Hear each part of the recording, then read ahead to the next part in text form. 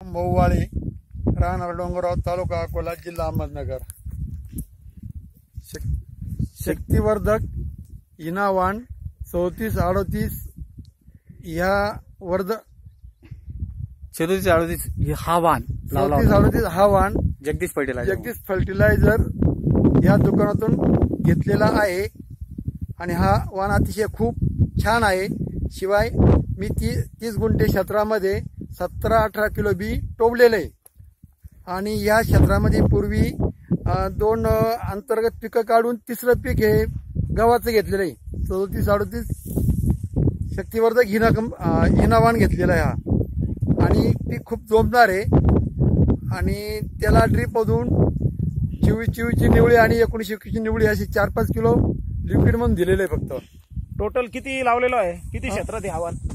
हा वाण जो लावलेला आहे हा फक्त 32-30 गुंठेचे आणि तो 17-18 किलोच लावलेला आहे फक्त. आणि 32 ते 30 गुंठ्यामध्ये तुम्हाला किती उत्पादन अपेक्षित आहे? सर्वसाधारणतः मला हे 22 ते 25 क्विंटल उत्पादन निघल.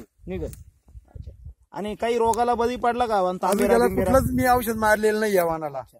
फक्त तणनाशक मारलं होतं? नाही, तणनाशक नाही, खुरपून काढले. तणनाशक वगैरे काही मारलेलं नाही मी.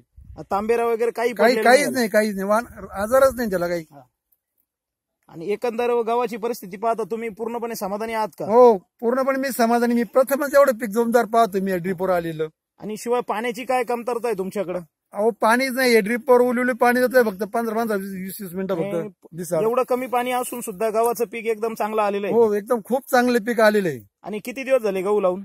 सर्वसाधारणतः 1.5 ते 2 महिने झालेले. 1.5 ते 2 पाऊण. आणि आता किती दिवसात काढायला येईल? सर्वसाधारणतः हे 25 ते 30 दिवसात निघाला हा प्लॉट.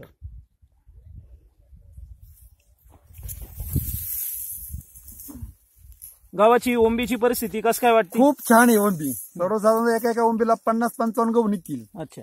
आणि फुटवा कसं काय? कमी पाणी असून सुद्धा फुटवा किती झालाय? 3-3, 4-4 दाणे लावले. खूप फुटवा झालेला आहे. मुठीत मावत नाही फुटवा. अच्छा. एकंदरीत तुमच्या गावाची परिस्थिती पाहिल्यावर पूर्णपणे खूप चांगला आहे गहू. हो, खूप चांगला गहू आहे.